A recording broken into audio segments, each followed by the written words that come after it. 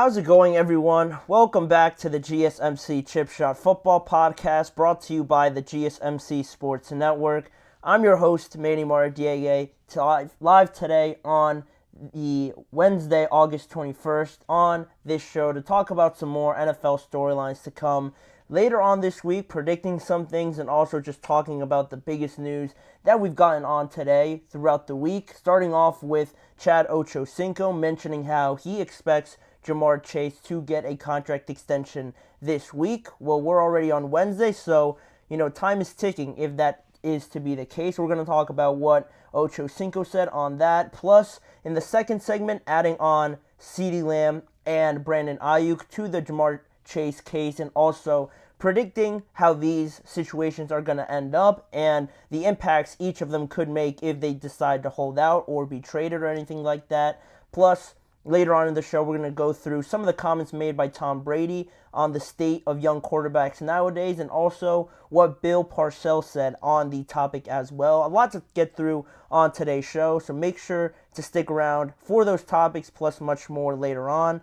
But before we get started, I'd like to remind you guys, if you guys have any questions, comments, or opinions you'd like to share during the show, please make sure to do so. We thrive on your energy and insight, whether that be question, opinion, or anything you'd have to say.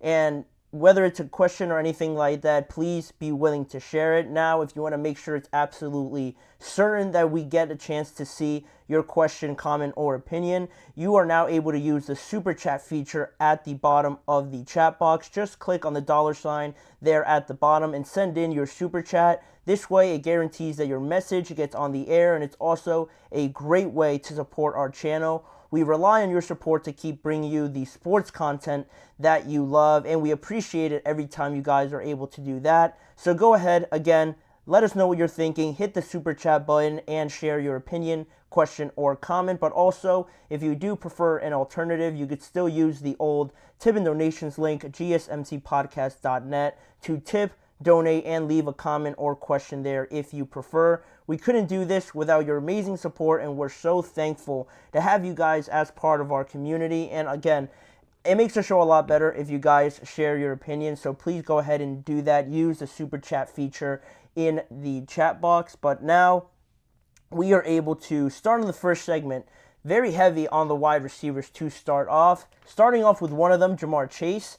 And where is his situation going? Where do we stand right now? And is there any indication of when we could potentially see this resolved? Well, last week people were surprised when Ja'Marr Chase missed practice at some point last week. Some believe that, he didn't have to be there because they were going over sort of walking through special teams and things like that. He didn't necessarily have to be there.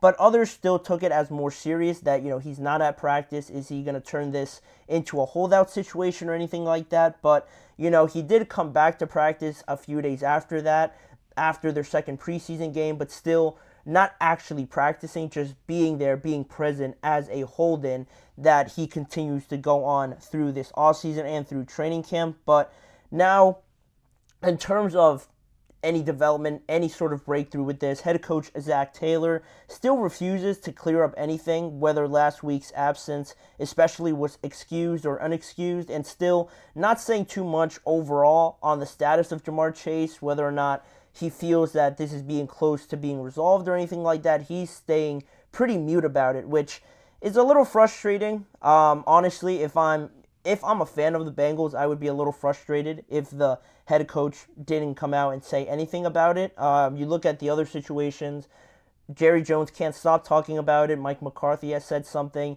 and also Kyle Shanahan, John Lynch have said something. So it kind of rubs me the wrong way that Zac Taylor isn't really updating too much on it, but, that is how he's approaching it, so that is that. But now, as if this needed any more eyeballs, because of all the uncertainty around it, Zac Taylor, like I mentioned, not saying anything, and Ja'Marr Chase also not mentioning too much. This time we got the opinion of legendary Cincinnati Bengals receiver Chad Johnson, or Chad Ochocinco.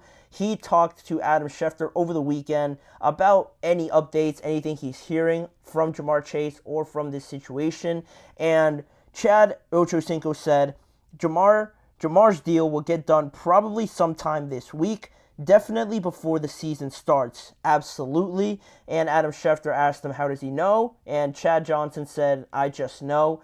So take that as you will. Take that with however big a grain of salt that you need to. But I feel like, especially from at an older wide receiver, a legendary wide receiver like Chad Johnson, with the Bengals being a player there, obviously one of their better ones in recent history, and I'm sure he's staying connected to the team, especially a wide receiver like Jamar Chase.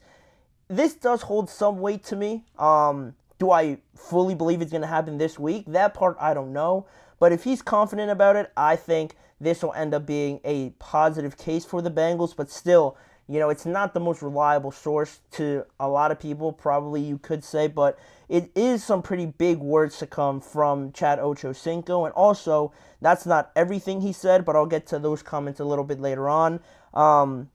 After he said that, though, he said if no deal comes, he mentioned that Chase would be willing to go from holding in to holding out and won't touch the football field without a new deal if it doesn't come before the regular season, saying that he doesn't believe that a holdout would last long anyway. He does believe it'll happen, but he doesn't believe it'll be that long because he believes that at the end, the Cincinnati Bengals will cave and will give him that contract extension sooner rather than later. And again, why this is such a big problem, and also why necessarily it isn't something that the Bengals technically have to do.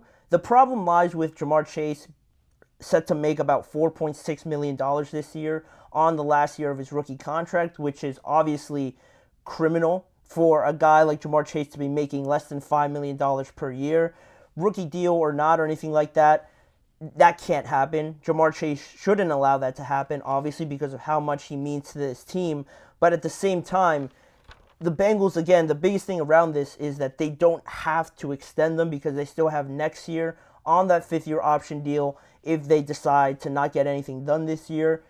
Jamar Chase is obligated contractually to be there and play, so it's not like Aiyuk, it's not like CeeDee Lamb where they're on the final year of their deal, so the teams feel pressured to get this done because they could end up losing them potentially. It's not that same case, and Chad alluded to that in the next statement where he said, CeeDee Lamb is doing the same thing, Brandon Aiyuk is doing the same thing. You have to let the owners know that you're able to separate the love for the game from the business like the owners do. And it's a good point that he brings up. I understand that point by Chad and bringing this up and holding out. I think that would really put more pressure on the Bengals, especially because you look at this Bengals team, and if it does actually turn into a holdout, which I don't believe it would at the end of the day, but, if it does end up getting to that point, you look at the Bengals team now, you have no more Tyler Boyd, you have no more Chris Evans from the running back spot, you lost Joe Mixon already as well, and T. Higgins is essentially on the last year on the team as well. But none of that really matters. You might look at T. Higgins and think, he's good enough to be a wide receiver one, obviously, but nothing matters really on that team. Nothing really negates the fact that Jamar Chase is just sitting on the sideline willingly, just not playing because you're reluctant to give him that contract extension. And it would put the Bengals in a very tough spot because, again, their owner has mentioned that he wants to get a deal done. He'll do to make a prediction on it. But that's where it is right now. He did, I don't get the sense that Chase would really hold out of the regular season. I feel like it just hasn't gone to that point maybe yet. Maybe that's the caveat in all of this, that he is holding off. He is still being respectful because he has confidence that they'll extend him, but maybe he's just being, being a good sport about it for right now because if they don't get it done, he is willing to get to that point. I haven't seen any indication that Jamar Chase is willing to take it that far, but again, you never truly know until, they actually decide to do it. But it is a worry, obviously, if you do get any sort of indication, any sort of hint that he is starting to lean that way, then this conversation changes, and obviously you can't afford to have Jamar Chase on the sideline. So where this all stands, if you believe Chad Johnson or anything like that, these are his words, obviously, playing the part of reporter on these statements. So, he did predict Russell Wilson would end up on the Steelers, so take that as you will. I hold it a little bit more heavy than I think most would, just because I think there is value in a former player talking to current players, especially at that same position, and how involved Chad Johnson is with everything. I think there is something there that he might know.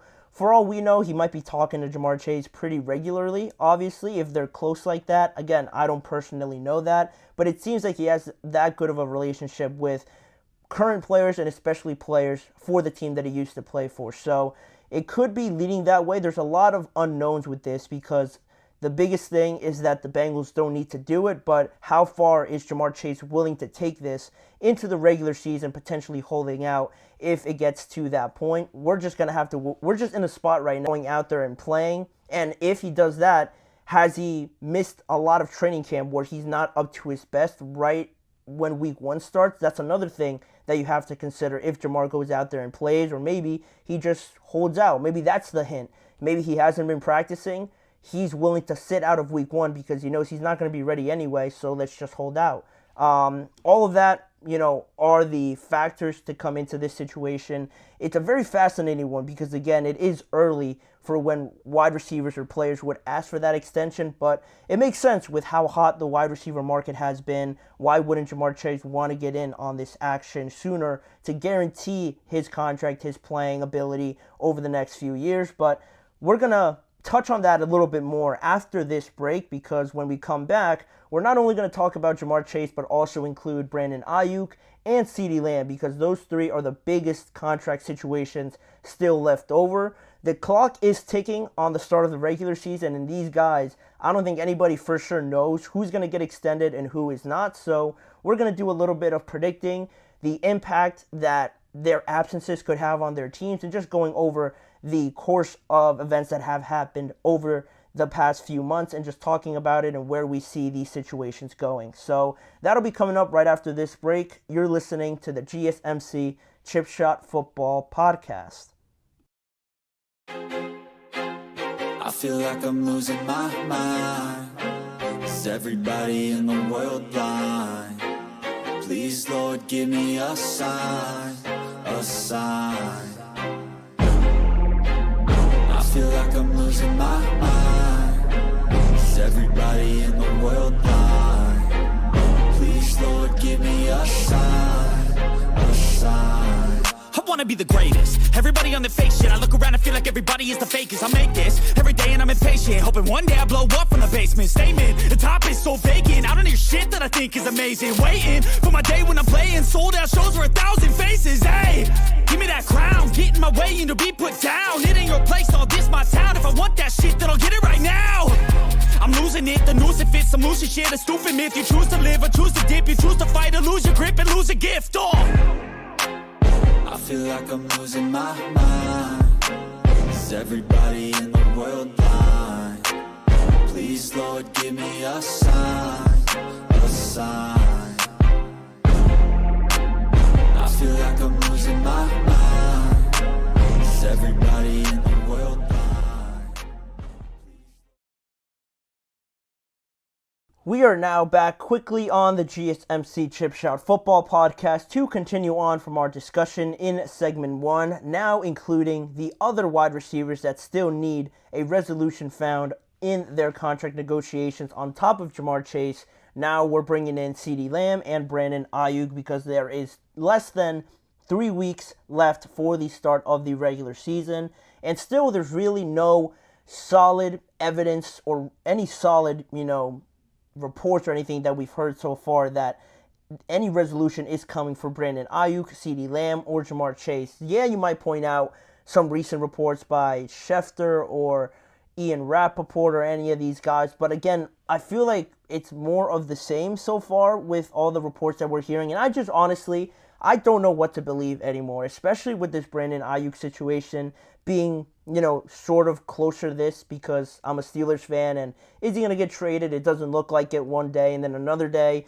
the offer from the 49ers quite isn't there, what he expects, then it reignites the fire for the Steelers, and it's just been all a mess. And if I think that's a mess, you look at the situation with the Cowboys and CeeDee Lamb, and that one might be even more of a mystery to solve. And then Ja'Marr Chase as well, jumping in on that. But we're going to go through all three of these guys, go through the course of events that have happened over the last few weeks, and then just give our predictions on what's going to happen with each of these contract situations and when we could expect these solutions to come eventually, maybe eventually, or not at all. So we're going to start off with Brandon Aiyuk here, talking about Aiyuk because he's been holding in recently, and currently I feel like he's the one being talked about the most. It seems like every other day, like I mentioned, there's always something about being close to the Niners.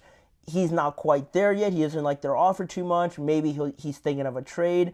A lot has been said about Brandon Aiyuk recently. It's pretty much down to being traded to the Steelers or re-signing, extending with the 49ers. And contract talks have been going on all off season, and reports say that they were close at one point before the influx of other deals came in for other wide receivers, obviously just shooting up the price. And then Brandon Aiyuk, before signing, apparently, he took a step back, reevaluated everything, and thought he could get more money now because the market had just exploded out of nowhere with deals to like 10 different receivers in a span of like a couple of months. So, it is smart by Brandon Aiyuk. It's beneficial for him, obviously, to do this, to get more money out of it, especially coming off of the year that he did.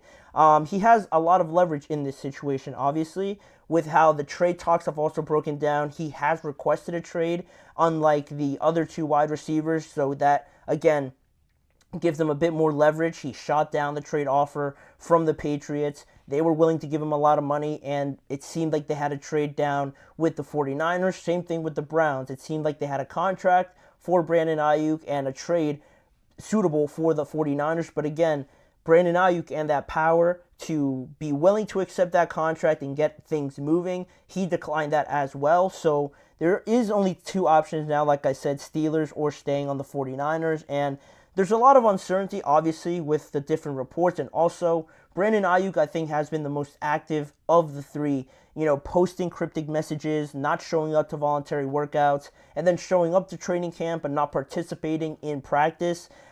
He's been on podcasts talking about it and things like that. So you don't really know what he's thinking, quite honestly. You don't know when, where, or what's going to be the deciding factor with all of this. And one thing that I will point out, one of the reports that I feel like could hold a little bit more weight comes from Adam Schefter, that he said that this week could be critical because the 49ers are getting to a point where they want to get this resolved. They're tired of just putting this off, waiting for Brandon Aiyuk to make a decision. They've offered him another contract that they think is more suitable, more appropriate to his worth. So they want to find a resolution sooner rather than later to at least move on and know who is going to be available to them. So I guess we'll just keep an eye out for that. Hopefully it happens no later than this weekend, because we move into next week and then there's only about 15 days before the season kicks off. So that needs to be resolved. And then moving on to another receiver, CeeDee Lamb. He's in a full holdout as of right now. And Brandon Aiyuk had a great year last year, but CeeDee Lamb had one of the best receiving seasons last year in Cowboys franchise history. So right away, that gives him a lot of leverage. He's putting up numbers up there with some of the best receivers that the Cowboys have ever had. And the fact that he broke some records, set some franchise records, it's hard to not give that contract to that guy that had one of the best seasons ever in your franchise's history.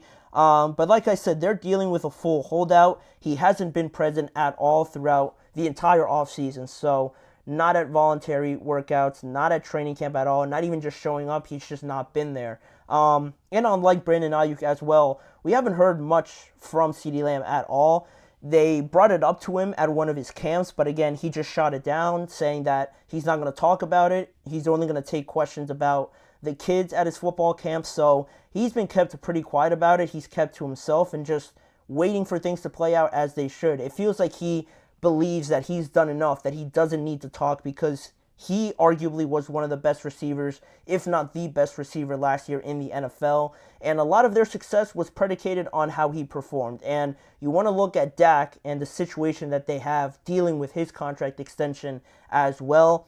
You could look at Dak in the season that he had. Maybe you argue that they should get him done first. But CeeDee could make a great argument that Dak wouldn't have had that season without, CeeDee performing to that level. So it's funny because Dak could say the same thing. CeeDee's not having that type of season if I'm not his quarterback. So that symbiotic relationship is another thing that makes this entire situation for the Dallas Cowboys that much more difficult. And really deciding who you want to extend, because I truly don't believe now that with less than 3 weeks to go to the season that they're going to get both of them done. I feel like they're going to have to choose, because you're asking for 2 contracts at top of the market value, and the fact that it's still in a period where the Cowboys are like, yeah, we're optimistic about it. CeeDee's not saying anything. Dak also is saying they're in a good spot right now, but talks are continuing to go on, and reports contradicting that, saying that they're not really close at all.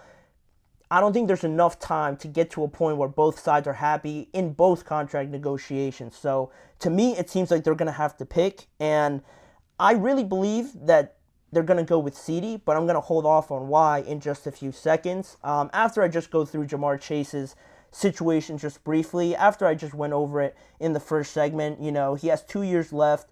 Cincinnati, again, don't have to trade him, or don't have to extend him, I should say. They're not going to trade him. But he has 2 years left on his contract overall, unlike Brandon and unlike CeeDee Lamb.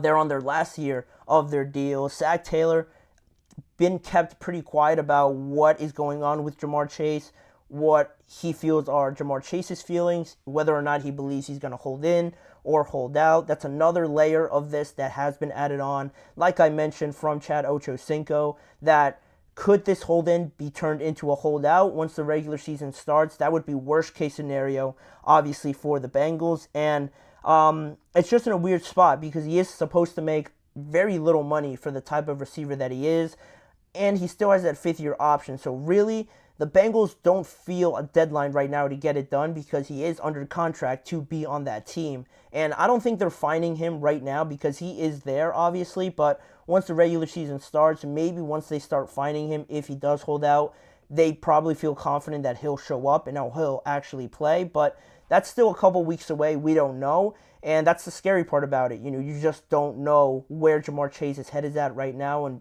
regards to what he's actually going to do. So in terms of my predictions, what I think is ultimately going to happen with each of these guys, in terms of solutions and what actually is going to happen, I think the Cowboys will decide to go with CeeDee Lamb and give him a new deal, but not Dak. At least I think it's more likely that CeeDee gets a contract before the start of the regular season than Dak does before the start of the regular season. Just because CeeDee Lamb's not been there. He's not there at all. There's a difference between working out on your own, staying in shape, and then being in football shape, right? Being in training camp, having a helmet on all day, having those pads on every other day in practice.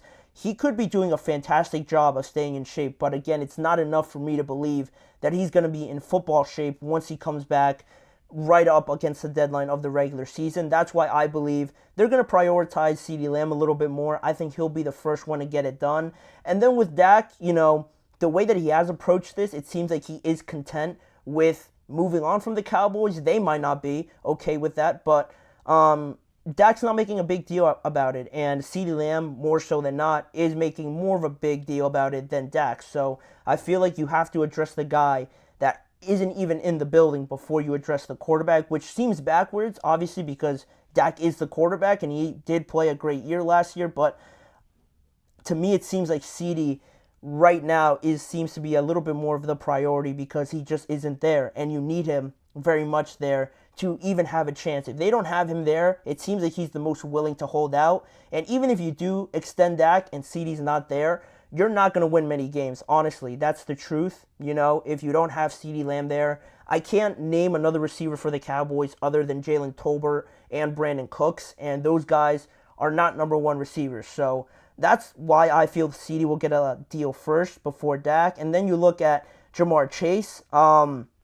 I feel like he'll play in the regular season. I don't really buy that he'll hold out, just because I think it has to do a lot with the money. Yeah, he's supposed to be paid very little this upcoming 2024 year, but that's why I sort of believe he's going to show up just for the regular season, right, if that makes sense. There's no sense in practicing this offseason if you know that you're just going to make very little money anyway during the regular season. So to me, I feel like he's going to show up. He might be a little bit angry about it, a little bit, just whiny about it, just making a fuss about it, not being happy, not giving good answers in the media. But I feel like he's going to show up, be upset about it, for a lack of better terms, just acting like childish in a way. But he'll show up because I believe next year when he plays on that 5th-year option, he's going to get closer to market price. And that way you could have him there for training camp because he will be making more money, more guaranteed money in that 5th year. So Jamar, I don't think is going to hold out. I don't really buy too much into that. And then lastly, Brandon Aiyuk. I feel like Brandon's going to get traded. I feel like Brandon would get traded because I don't see this really coming to any terms anytime soon. I feel like these reports of him having a meeting again on Monday with the 49ers, getting closer to an extension, I feel like I've heard that at least twice or 3 times already. So the fact that now we are cutting it close to the start of the regular season, they have a big game in the first week against the New York Jets, and the fact that, again, he might not be in football shape right away, you have to get all your eggs in order, or all your ducks in order. I think that's the saying, but regardless, you have to get everything in order before you start game planning to that game against the New York Jets, receiving them in San Francisco. It's going to be a big game, so you need to know who you have available, and if you keep dragging this on, I feel like the 49ers are getting closer to a point where they just are over it to an extent, and I feel like they'd reduce the asking price and just feel like getting over this is worth more than trying to beg and insist Brandon Aiyuk to just take the contract if he really doesn't want to take it again, right? It seems like he wants to be paid accordingly.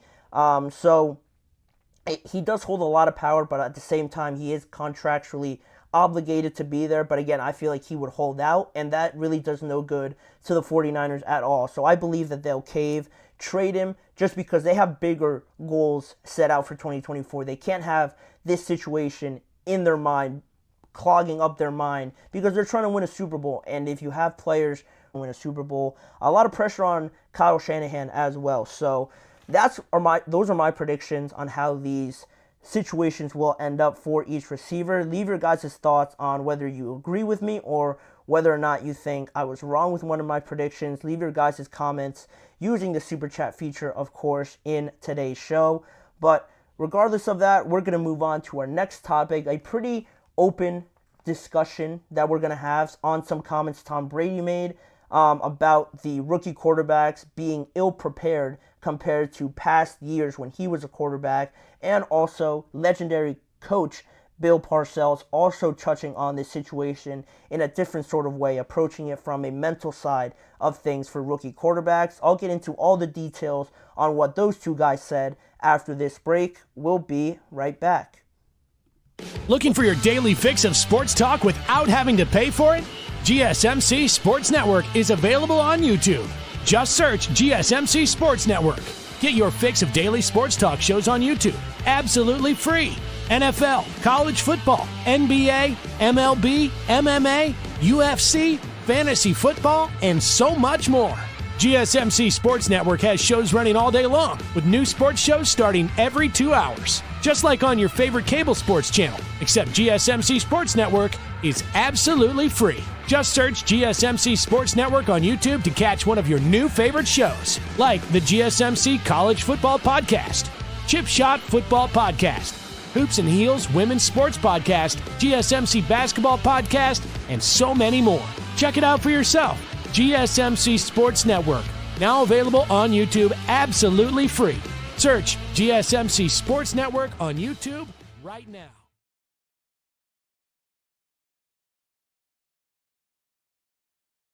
Welcome back to the show. After taking a break now from all the wide receiver talk, we're going to get into more of an open discussion about some of the rookie quarterbacks today and also in the past, and how they compare a little bit in terms of being ready for the moment, being prepared to go out there and lead from such a young age, from such an inexperienced position, and having success off of that. Because already we know that Caleb Williams, Jaden Daniels, and apparently after news broke today, Bo Nix are going to start as rookie quarterbacks in week 1. And we could also even see Drake May potentially start for the Patriots. So at most, we could see 3 to 4 quarterbacks starting in week 1. And while we've been very impressed by them. We've seen them perform in preseason games against, adult men making a living out off of playing football. It's exciting to see them go out there and perform, be very efficient, be very exciting, creating some magic out of nowhere also. And not only is it exciting for the fans and everything like that, but also for the organization. It shows that, you did a good job. They give themselves a pat on the back, saying that we drafted our guy, we found our franchise guy. And while all that might be true, a lot of things that come with the evaluation of quarterbacks, and not only bringing in the right guy, but also through this period of workouts, training camp, and everything like that, if he has a chance to start, I feel like people don't really take into account the mental and the psychological part of such a young player, and not just any player, the face of your franchise, the quarterback, the most important position on the field.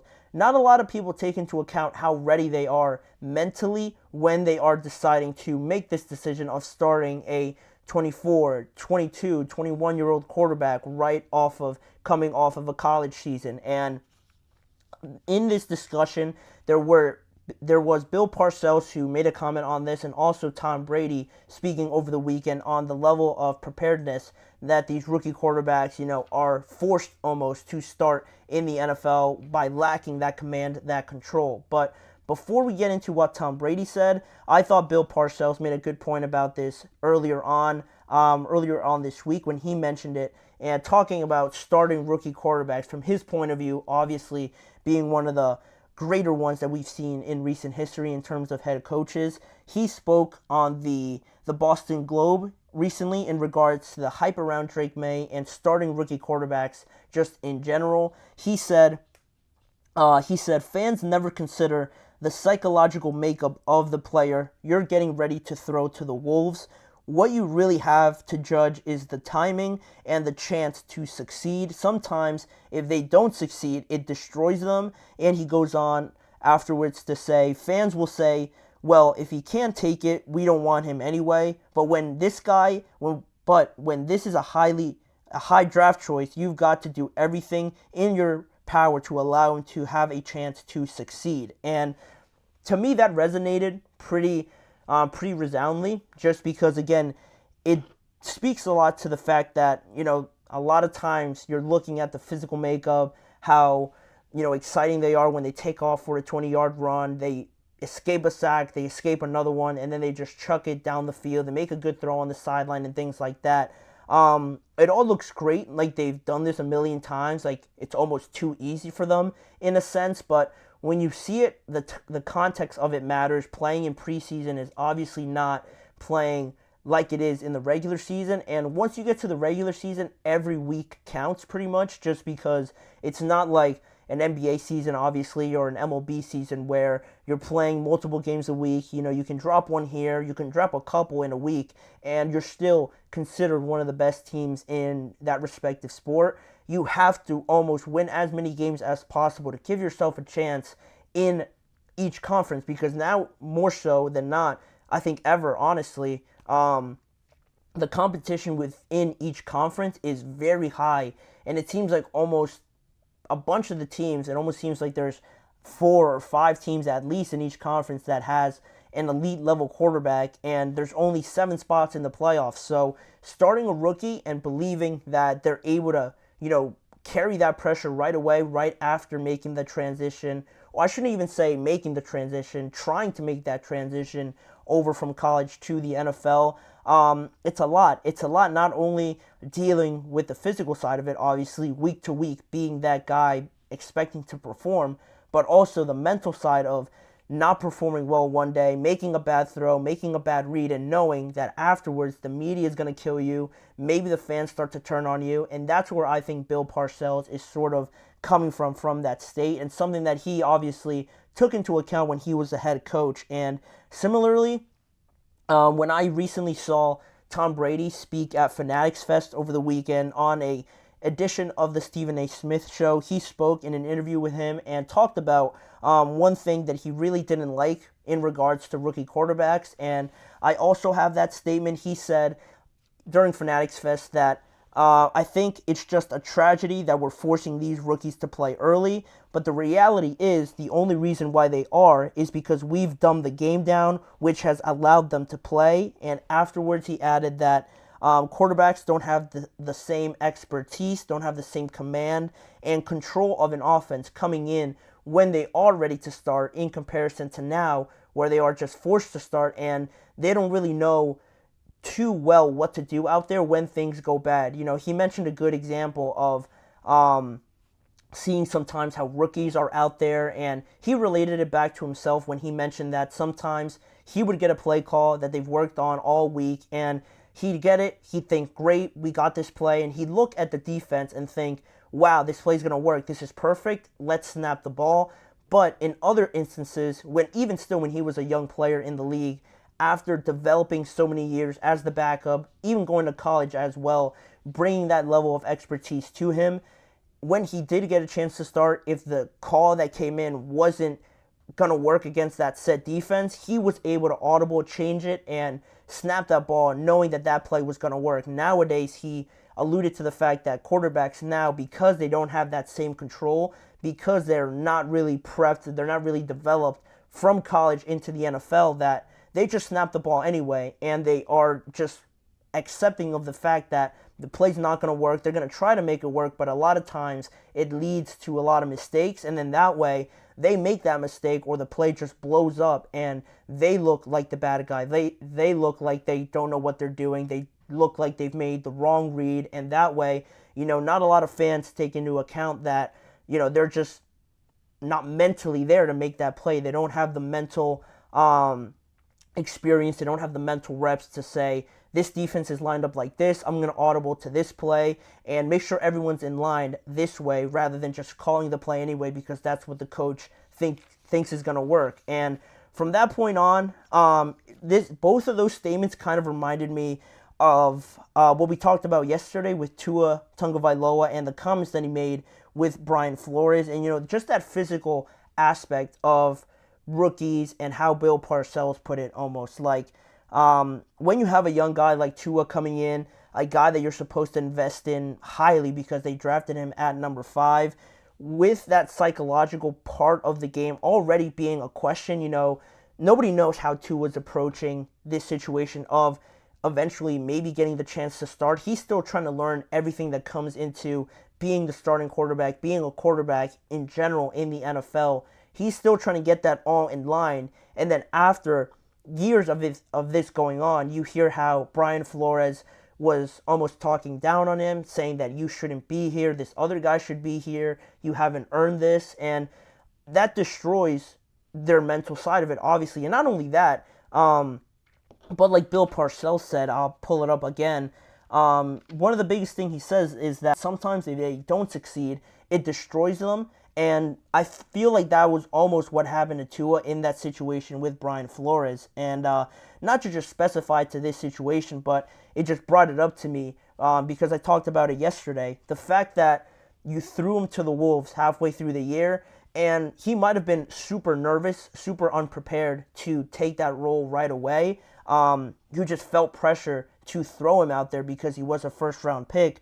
Then not only that, not only are you allegedly talking down on him and making him less confident in himself, then you go ahead and bench him not once, but twice for Ryan Fitzpatrick. And in that mind, people think that, oh, Tua's a bust. Tua just got benched twice. He has no capabilities, no skill of being the starting quarterback, where in reality, people don't think about the mental side on how being benched twice is pretty embarrassing for being a first-round pick and being a top 5 pick on top of that, and having all the success that you had at Alabama, to have that embarrassment happen to you on the field, but also having Brian Flores talk to you in that way, all of that, is bundled up into what you see on the field sometimes, and people just think it's a lack of skill or it's a lack of ability, where they don't take into account this other side of it, which I think is important. And also, just talking more so on what Tom Brady said,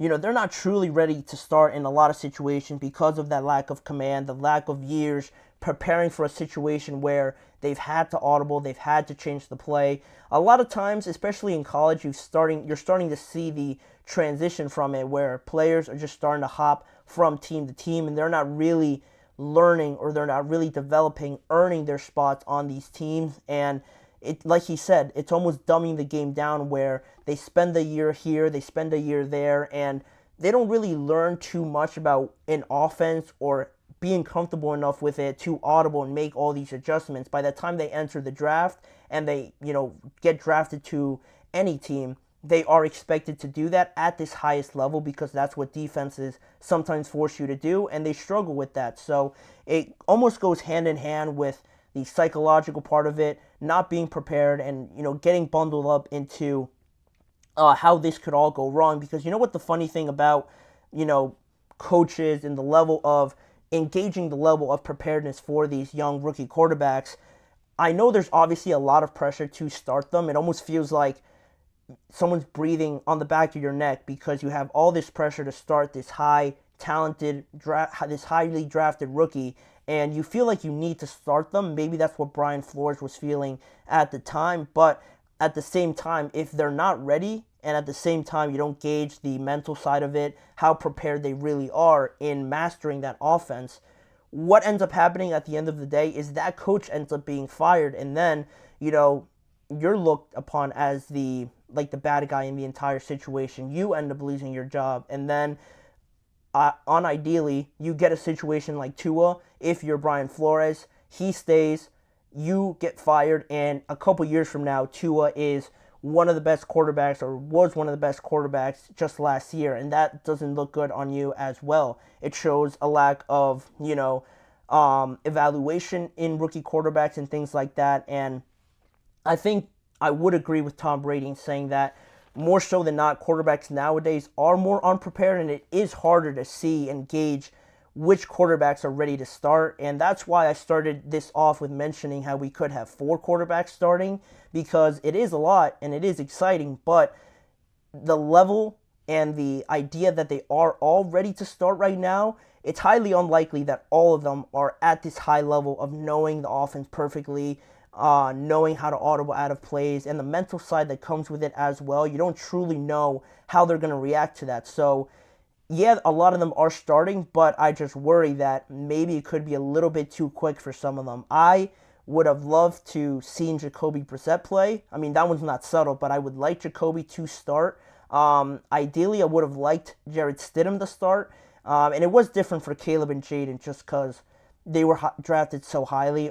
They almost always start when you're drafted that high as well. So that's really all of this that I kind of wanted to open up with, and open this segment up on the mental side of it, the unpreparedness. It all goes hand in hand, and these 2 quotes are pretty important, I thought, pretty significant in really highlighting these factors, and it has to do with the quarterbacks that we're going to see just in 2024, how they deal with this, and almost like a warning, I guess I am providing, that if they do struggle, sometimes it's just not the fact that they're not capable of doing it, they don't have the skill. Sometimes it's the mental side of things that a lot of people don't pick out. So just as a warning, I guess, to kind of consider that if a lot of them, all of them, one of them starts to struggle in 2024. But that's all pretty much I wanted to say on that topic, and we have a couple more to get to on today's show.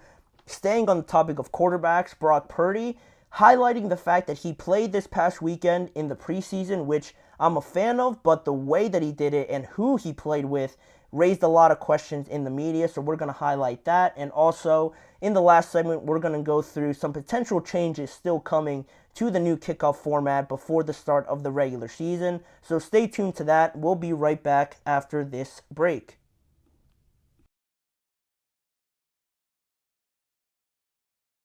For the best and latest podcasts available anywhere, go to the podcast app on your cell phone and type in GSMC to access free content-rich podcasts on health and wellness, book reviews, sports, entertainment, relationships, social media, movies, technology, finance, and even weird news. Subscribe and download the GSMC Podcast Network's family of shows. Available everywhere podcasts are found.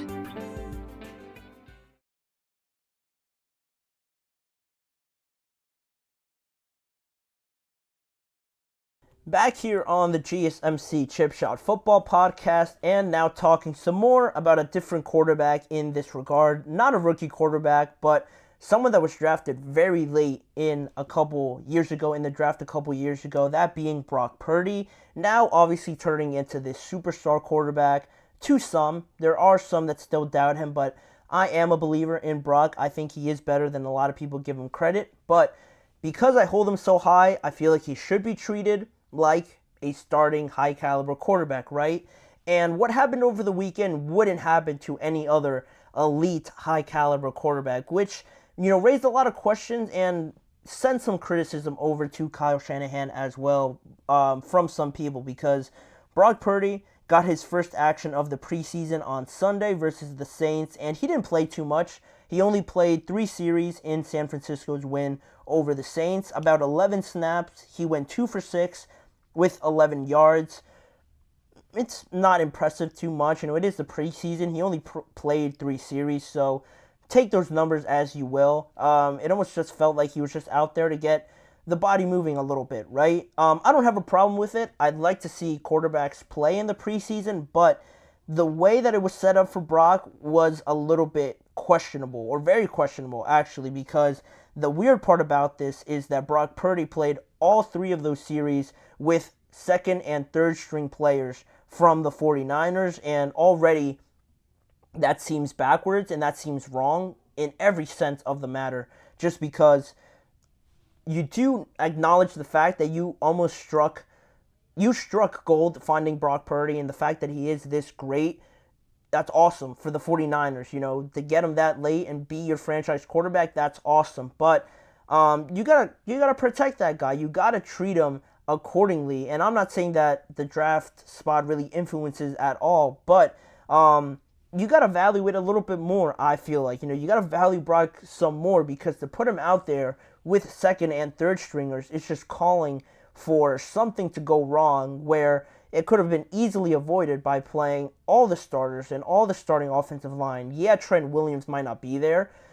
That's your case. I know Christian McCaffrey's hurt, but a bunch of those guys could have played, but they didn't. And the fact that you threw them out there with second and third stringers is just backwards, and it shouldn't have happened, really. And Kyle Shanahan had a statement to say after the game, sort of explaining why, but also just giving his thoughts on his sentiment on why, this happened, why he decided to play Brock Purdy out there. He said, "Just thought it'd be good for him to get a couple of drives in. We were hoping it would be one long drive just to get him out, similar to what Brandon Allen had last week, but we had, I think it was 2 3-and-outs, so I didn't want to go past that." And after that statement, he said it felt good with the guys that we had in there. So, not really explaining too much why he was out there with the second and third stringers, but again, it seems like this was just coming from a spot that, like I said before, that he just wanted to get Brock Purdy out there, give him some action, and just get his feet wet a little bit in the preseason, which this is all right with me. If a coach decides only one game, that's his decision, but I want to see them out there at least for a couple of drives at least. I don't like really how Kirk Cousins isn't playing. Aaron Rodgers probably isn't going to play. Josh Allen really hasn't played. Also, I'm sure I'm missing a couple, but those guys really, I would have liked to have seen him play a drive, 2 drives, a quarter, even a half for some of these guys in one game or multiple games. I feel like that really helps in getting everything moving and really highlighting a lot of the times what you don't do right. It is a common thing, in the preseason. It does highlight what you need to do better, but again, you take it with a grain of salt because it's only the preseason. I'm a big proponent of that. Not to take it too seriously, but you do get to see different looks, different defenses, different just experience than you would in practice. So that's why I believe it's always good to get your starters out there, but the context of it matters, where you can't have your quarterback, especially the quarterback. If you have a receiver out there, maybe you throw him in there with the backup quarterback, or with the backup offensive lineman, that doesn't matter. But your quarterback, to have him out there with backup offensive line, backup receivers, and things like that, it really doesn't make too much sense. And Brock Purdy actually echoed the same willingness to play, to go out there, that Kyle Shanahan kind of mentioned. He said he wanted to be out there when they asked him. They actually approached him to see if he wanted to play, and he said that he would. He added, honestly, it's those things that I liked. Just the idea of playing in a preseason game to feel again before the season gets here and everything. It's good reps for me. It's a good feeling for me as a quarterback, so I didn't mind it. I don't think he was ever going to say that he shouldn't be out there with second stringers. He was obviously never going to say that, but he's also echoing the same thing. To be out there is great. Get a feel for it. See some of your deficiencies before the season actually starts is a good thing. That's why when I'm seeing everybody kill Russell Wilson, kill the Steelers offense for how bad they're performing, at least it's not the regular season, right? At least you're not carrying this into week 1, week 2, and then that's when it is a problem. But again, there is context that comes with it. You ask Brock Purdy if he wants to be out there. He says yes, so yeah, the other starters might not want to play out there. Maybe they didn't think they were going to play. But if your quarterback is going out there, you almost have to make those guys go out there, even if they don't want to, even if they didn't know they were going to play.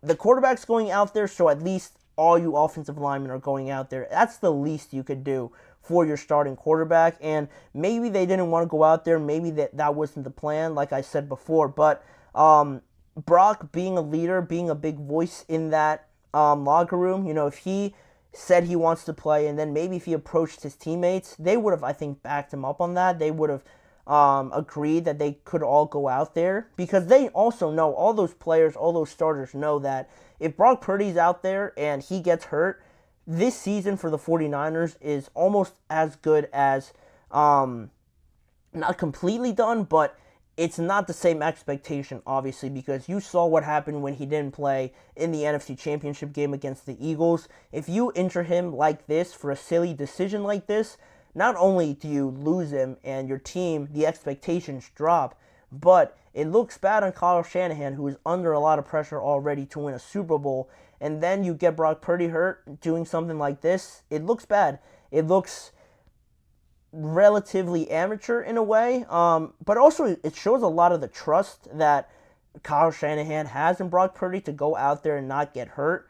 So I guess you could chalk that up as a positive. But again, it was just a weird decision. Even on the NFL Network, they had Brian Baldinger mention how some of these wide receivers were stepping out of bounds. The left tackle and the right tackle weren't blocking. There was a play where Chase Young broke through the line and he was chasing Brock Purdy very early on in that game, and that probably had a lot of fans, had their hearts drop in that moment where you see Brock Purdy being chased down like that, and the last thing you want to do is see him get hit or driven into the ground, and that way the whole air in that stadium leaves in just an instant when he hits the ground hard. He's slow to get up or anything like that. I feel like this could have easily been avoided, especially because after this game, Kyle Shanahan said that Brock Purdy will be playing in their third preseason game at the Las Vegas Raiders, but this time, obviously, all or most of the starters will be out there with him. But I don't know. It felt like that was the original plan, and almost like, if I were to guess, that they asked Brock if he wanted to play with the idea, the intention that they weren't going to play any starters, but because Brock said yes, they figured, all right, let's just throw him out there for one long drive, like Kyle Shanahan said. It didn't go to plan, so they had him out there for 3 drives, and yeah, it is risky. It shows the trust that Shanahan has in Brock, but I feel like this wasn't supposed to happen like this. It feels like they were only supposed to play the third preseason game, but because of who Brock is, wanting to be out there and get those reps in, they had to change it up a little bit. It did cause all this stir in the media, which isn't great, but I guess in hindsight, looking at it now, nothing really happened. Brock's all right, but you can't you can't mess around like this. Obviously, if you're the 49ers and you have your franchise quarterback out there, we got to be a little bit smarter with this. I'm sure some 49ers fans weren't happy, but at the end of the day, luckily nothing happened to Brock Purdy, and we can move on to next week, the final week of the preseason. But we're also going to move on this show. We have one more segment to talk about in regards to the new kickoff rules, some still potential changes coming to the format. I'll provide you guys with some quotes on what the state of those changes are at this point in time, and just some questions I still have with the new kickoff format as well. So stick around. We'll be right back quickly to talk about some changes coming to potentially the new kickoff format.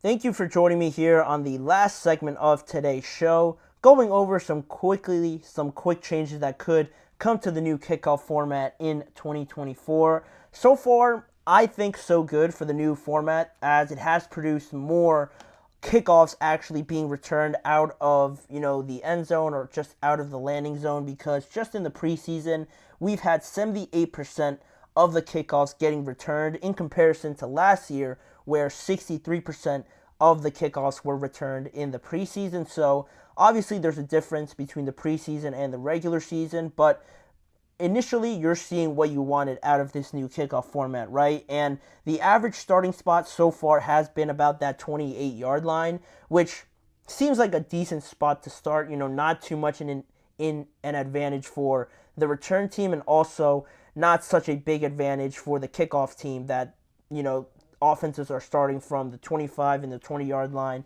It seems like a good median so far on that, but it is good, but still there are some concerns when we do get to the regular season that these touchbacks and the willingness for kickoff teams to just kick it out of the back of the end zone will increase because of the fact that the average starting spot is the 28-yard line already. So we talked about this with Sean Payton, weeks ago now, where he was one of the first coaches to bring it up, and basically saying that with this new format, with these new rules, obviously, yeah, it's great with the touchback and wanting to at least make it more of an incentive to do it, but if teams are getting to the 30-yard line anyway, that's the average starting spot, like I mentioned before, he feels like there would be a reluctance from teams kicking off in the regular season, that what's the point in kicking off if they're just going to get to the 30-yard line anyway? Let's kick it through the end zone and let's have it start at the 30 anyway. So that is obviously going to be a problem that pretty much completely negates the fact or the idea that you had with this new kickoff rule, trying to make more people kick it off. If they're just still going to kick it into the back of the end zone, there really is no point. So that's a big issue with it. That's why Sean Payton sort of proposed the idea to have the touchback rule, to have the touchback move up to the 35-yard line instead of the 30, because that way, like I agree, most teams will not want to give up a starting spot at the 35-yard line. That's basically almost starting at the 40 if you kick it out of bounds or have a penalty or something like that. So you don't want to give up that much starting position, and I feel like the NFL should change it to that, but it doesn't feel like they're too eager to do it, because the NFL chief football administrative officer, Dawn Aponte, was asked about the possibility of making this change, moving to the 35-yard line instead of the 30-yard line, and she didn't rule it out, but she didn't seem too worried about teams being reluctant to kick it into the landing zone and rather decide to just get a touchback anyway. She said it would not be likely. The way that we passed this and discussed it with the competition committee as well as membership at large was really about continuing to evaluate it as a one-year rule change. So we anticipate to evaluate this throughout the season. So I think you can take a few things from that. The fact that she said that it's a 1 year sort of thing with this rule change. It's a 1 year sort of evaluation. Yeah, they're gonna monitor it. Yeah, they're gonna keep track of it during the regular season. But that doesn't necessarily mean that they're gonna be willing to make changes once the regular season starts, right? Because Aponte also suggested that they'll continue to monitor this throughout the preseason, but they could still make some minor changes before the regular season, and that could be to other things about it. She said they already made it illegal, for kickers to put the ball sideways when they're trying to, get that kick away. They're not allowed to put it sideways, but also they are allowed a 12th man on the field whenever there's inclement weather or things like that. They are allowed to have a 12th man on the field. They've allowed that to happen. Those are some changes that already have been made. So, yeah, they've made some changes, but they don't seem likely to come with when things get tough, when things start to tighten up, especially in the playoffs or something like that. You can't give up starting position, or you can't run the risk of thinking that a touchback is not going to be the best situation for you. You decide to just kick it out of the back of the end zone. That way, there's absolutely no chance the team returning that kick is not going to return it to the 40 of your side of the field, or get it over half field as well. So to completely erase that, just kick it out of the back of the end zone. I feel like it might not happen during the regular season where they're going to evaluate it, but once we get to the playoffs where it really matters most, I fear that teams, kickoff units are just going to resort back to their old ways, and that's not what you want to see. That's not what the NFL wants to see, obviously. In the biggest, most important portion of the year, they don't want to see touchbacks just come back anyway. They want to see this new format out there. They want to see it put into effect, and that's why I'm a little bit puzzled why they wouldn't move it. I get that you don't want to give too much an advantage to the return team, but at the same time, if everything that you've worked for basically can just be wiped out like that by teams just deciding to kick it for a touchback anyway, it seems like it's almost worth it to just make this change. But that's just me. I'm a fan of moving it back to the 35, but I don't really know if they're going to be willing to do that at this point in time. I feel like they just want to see how it plays out before they really make that change. And it's weird because initially that was going to be the rule. That was going to be the rule, to have it start at the 35 if you kick it through the back of the end zone. But the last moment they got together and they changed it to the 30. So a little bit ironic how it works, but that's what they decided to go with. And also it seems like the regular season is a little bit off limits, like I alluded to before, to making any sort of changes. They said they're going to evaluate some of the changes that they could make in the regular season, but it doesn't necessarily mean that they're going to change it, because if you're making changes, it's one thing to do it in the preseason, right, where these games don't really matter, the outcomes don't really matter. But if you try to make changes during the regular season, that's when you're going to get more of an uproar, more of just criticism towards the NFL for changing the rules once the games actually start, and then there's more confusion, and then there's more of just an uproar on whether or not they're supposed to do this, they're supposed to do that. You change in 1 week, and now nobody really knows what they're doing for a very new sort of kickoff rule, and that's the last thing you want to do, is make a whole big mess about this once the regular season starts. So it seems like the regular season is going to be the deadline to actually making changes, so they got to get anything in there that they really want to before the regular season starts. And just lastly here, there was an interesting point brought up before. I think I saw it on somewhere on just national media, I think it might have been the Pat McAfee show, but regardless of that, with the starting spot, the way the new rule works,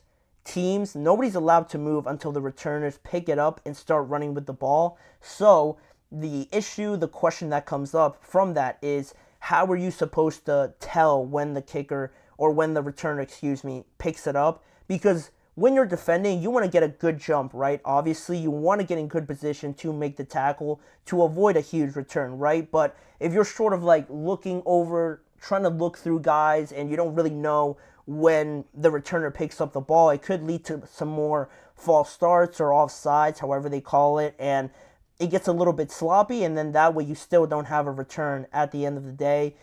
More so, the kickoff team is more at a disadvantage if that happens to be the case. So it was brought up that maybe a second whistle could be blown to sort of signal the start of the play. You blow the whistle once the returner actually picks up the ball, and that way you avoid any sort of confusion on whether or not he has the ball. You avoid constant penalties that you could see by someone just jumping ahead of time. So that was another thing that I found interesting with this rule. Maybe they consider that, but then if you have another whistle, does it become too confusing by having two whistles? There's a lot of positives and negatives to take from that. So it's something to think about. There's only one more week left, so any sort of things they want to iron out is going to come after this upcoming weekend and in preparation to the start of the regular season. So hopefully they make the necessary changes to make this play as successful as possible, because I'm a fan of it. I don't want it to become a thing every week where everyone's starting to complain about it. I think this could be a good thing. It's just a matter of the NFL getting it right and making it the most efficient as it can be. But we'll see. We'll see where they take it. But that'll be it for today's show. That'll conclude today's episode of the GSMC Chip Shot Football Podcast. Please remember to like, follow, and subscribe to the show, as well as following the network on all forms of social media. If you want to see more of this show, check out both of those channels for more content around the NFL as well, in a variety of different ways. And lastly, tune in every weekday at 6:30 p.m. Eastern Time for more discussions and the hottest headlines around the NFL with me, Manny Maradiaga, as your host. Thanking you for joining me today, and also I hope to see you guys back here joining me again tomorrow.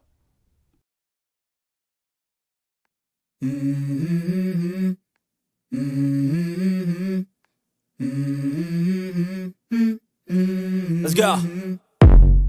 I wake up to a little bit of drool on my pillow, feel like it's gonna be a bad day. Yeah, I'm tired of shit, and the coffee ain't hit yet, damn, ain't that great.